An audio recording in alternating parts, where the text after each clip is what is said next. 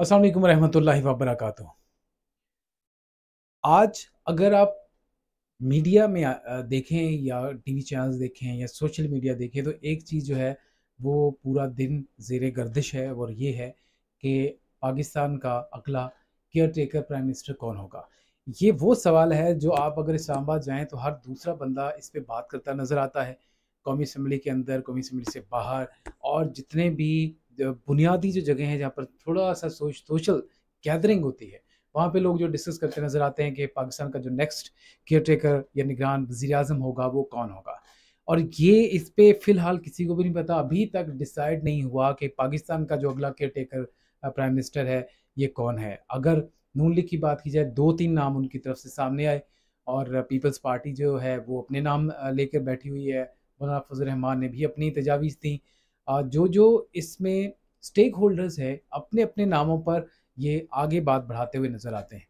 तो पहले जो हमने देखा कि मोहसिन बेग साहब हैं, उनका नाम आ रहा था कि मोहसिन बेग साहब जो हैं, वो जो इमरान खान के खिलाफ जो केसेस वगैरह थे, उस केसेस के लिए ये बेहतरीन चॉइस हैं क्योंकि अगर कोई और आ गया तो मेबी कि इनके खिलाफ जो भी मुकदमात चल रहे हैं, उनका एंगल बदल सकता है या वो थोड़े से पीछे बैकवर्ड हो सकते हैं, बैक फुट पे जा सकते हैं ये सारे के सारे केसेस। लेकिन वो भी सुनने में आ रहा है कि उनका नाम फाइनल नहीं हो सका या वो भी उस लिस्ट के अंदर शायद अब शामिल नहीं है।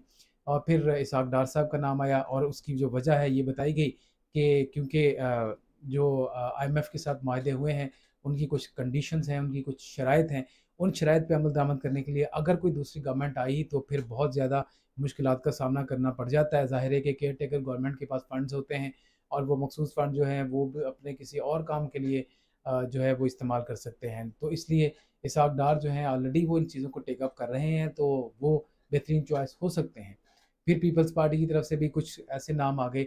लेकिन जो फाइनल चीज़ हमारे सामने आई है वो ये है कि फ़िलहाल जो है care taker government care taker prime minister का नाम जो है फ़िलहाल कोई फाइनल नहीं आया। अपनी-अपनी लोग बात कर रहे हैं। 2 ग्रुप्स बन चुके हैं, पीपल्स पार्टी का एक अलग ग्रुप है, मुस्लिम लीग नून का अलग ग्रुप है और ये दोनों के मुज़ाकरात चल रहे हैं। 3 राउंड हो चुके हैं, चौथा राउंड भी आज होगा, 5वां राउंड होगा उसके बाद और फिर कोई नाम शायद फाइनल हो सके। तो जो साबिक़ वज़ीर-ए-आज़म नवाज़ शरीफ साहब हैं, उनकी मर्ज़ी के बगैर या उनकी राय के बगैर ये चीज़ आगे नहीं बढ़ सकती। आसिफ़ अली ज़रदारी साहब की मर्ज़ी या राय के बगैर ये चीज़ आगे नहीं बढ़ सकती। जो स्टेक होल्डर्स हैं, वो अपनी राय के मुताबिक जो है अपना जो केयर टेकर गवर्नमेंट है, जो उनके मुताबिक उनका इंटरेस्ट उसमें शामिल है, तो वो उसको सजेस्ट करेंगे। तो ये बुनियादी वो एक पॉइंट है जिसके बाद आगे बात जो है वो बढ़ सकती है। अच्छा इसमें एक और भी पॉइंट है कि जो 13 अगस्त को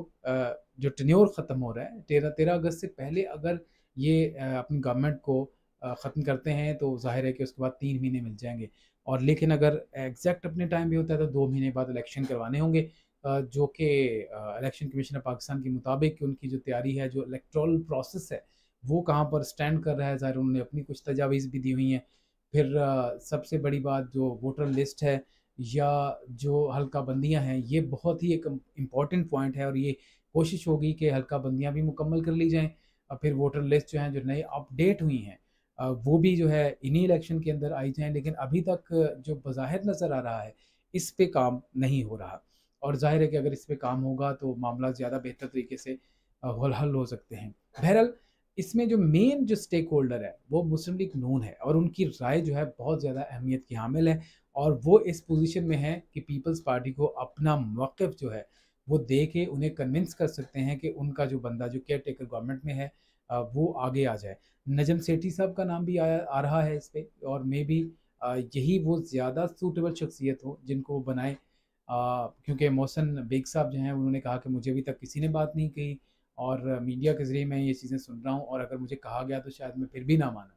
तो इसहाक डार साहब ने थोड़ा-सा आमादगी ज़ाहिर की है कि अगर मुझे कहा गया तो फिर देखेंगे कि क्या मामलात होते हैं और मेरी दुआ है कि कोई बेहतर ही पाकिस्तान का प्राइम मिनिस्टर आए जो कि इन सारे मामलात को शायद कुछ चैलेंजेस जो सामने आने वाले हैं, इन चैलेंजेस को जो है वो हल करने की एबिलिटी रखता हो। तो ज़ाहिर है कि ये जो 2-3 बड़े-बड़े चैलेंजेस हैं, पॉलिटिकल चैलेंज, इकोनॉमिक चैलेंज और ज़ाहिर है कि इसके अलावा जो थोड़ी-सी चीज़ें हैं, election commission of Pakistan electoral process के हवाले से जो कुछ चीज़ें हैं, जो सामने आई भी हैं और उनको कंप्लीट करने वाले, तो ज़ाहिर है ये काम सारे का सारा जो केयर टेकर गवर्नमेंट है उन्होंने करवाना है। और इसमें सबसे जो बड़ी चीज़ उनका जो काम है, उनकी जो ज़िम्मेदारी है, वो उनकी ये है कि उन्होंने इलेक्शन जो है बड़े अच्छे स्मूथली जो है वो करवाना उनकी ज़िम्मेदारी है। और ज़ाहिर है कि उससे पहले का जो प्रोसेस है वो कंप्लीट होगा, उसके बाद ही वो इन चीज़ों को बड़े अच्छे तरीके से फिर आगे लेके जा सकते हैं। और फिर इलेक्शन जो है बड़े अच्छे से करवा के फिर वो अपने घर चले जाएँगे। फिर नई जो गवर्नमेंट आएगी, वही इन मामलात को देखेगी। उसके बाद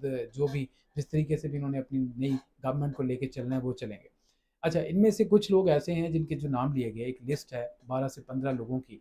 अच्छा, इस्लामाबाद में अगर बात करें तो तकरीबन 100 डेढ़ 100 के करीब नाम जो हैं वो मुख्तलिफ हलकों में, इस्लामाबाद के जो हलके हैं उनमें ज़ेर गर्दिश हैं।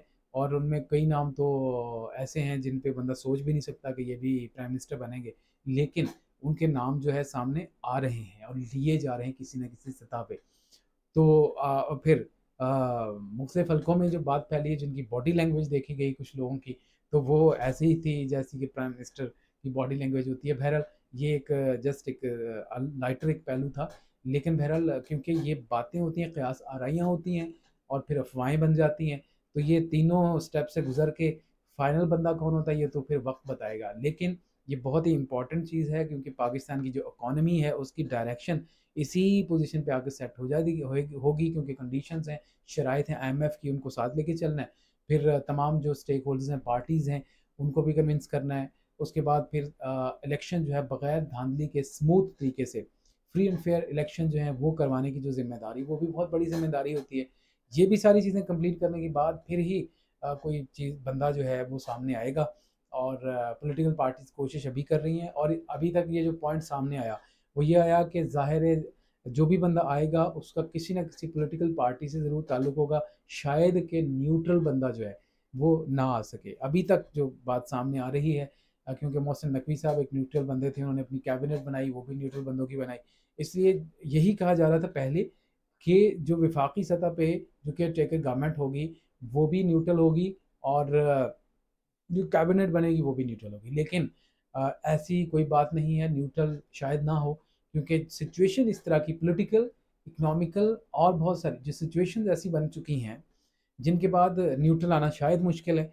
और फिर किसी न किसी पार्टी से ज़रूर इसका कोई ताल्लुक़ होगा और ये अहम बात है। और कुछ लोग तो ये डटे हुए हैं, उन्होंने कहा जी मोहसिन भट्टी साहब जो हैं वही बनेंगे, कुछ लोग जो हैं और डटे हुए हैं, नहीं जी नजम सेठी साहब बनेंगे, कुछ लोग कह रहे हैं कि इसहाक डार साहब बनेंगे। तो बहरहाल जो भी बनेंगे, मेरी ये दुआ है कि वो अच्छा ही शख्स हो और पाकिस्तान के लिए एट द एंड बेहतरी लेके आए। तो बहुत शुक्रिया आपका।